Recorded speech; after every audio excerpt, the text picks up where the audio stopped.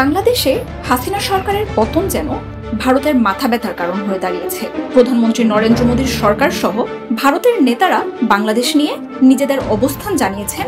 এরই মধ্যে এবার বাংলাদেশ পরিস্থিতি নিয়ে বিশ্বমঞ্চে অবস্থান জানিয়েছেন দেশটির বিরোধী দলীয় নেতা রাহুল গান্ধীও। তিনি স্পষ্ট করে বলেন, বর্তমান ডক্টর ইউনূস সরকার সহ পরবর্তী যে কোনো সরকারের সঙ্গে কাজ করবে কংগ্রেস। এর মাধ্যমে ডক্টর ইউনূস সরকারকে সমর্থনের ব্যাপারে ইতিবাচক অবস্থান জানালেন রাহুল। তবে একই সঙ্গে বাংলাদেশে উগ্রবাদী কর্মকাণ্ডের ব্যাপারেও উদ্বেগ প্রকাশ করেছেন তিনি।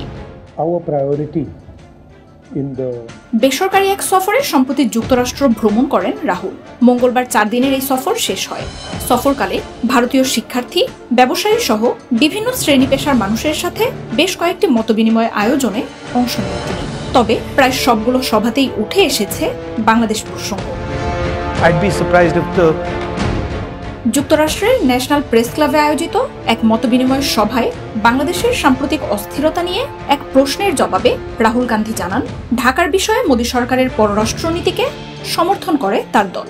এ সময় বাংলাদেশে উগ্রবাদের উত্থান নিয়ে শঙ্কা জানান এই নেতা। তবে বাংলাদেশে দ্রুত পরিস্থিতি স্থিতিশীল হয়ে আসবে বলেও আশা প্রকাশ করেন তিনি।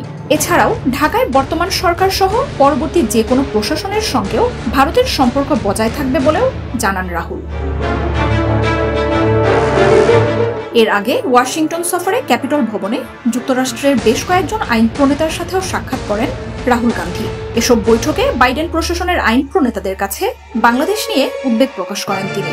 ভারতীয় সংবাদ সংস্থা ANI জানিয়েছে, এই সফরে বাইডেন সরকারের দক্ষিণ এশিয়া বিষয়ক কূটনীতিক ডোনাল্ড লুর সাথেও কথা বলেছেন রাহুল।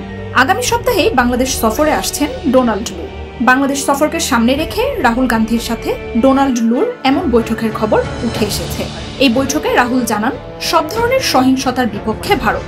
বাংলাদেশে যে কোনো ধরনের সহিংসতা বন্ধের দায়িত্ব দেশের সরকারের, আর সংঘাত বন্ধে বাংলাদেশ সরকারের উপর চাপ অব্যাহত রাখা ভারত সরকারের দায়িত্ব বলেও মনে করেন তিনি।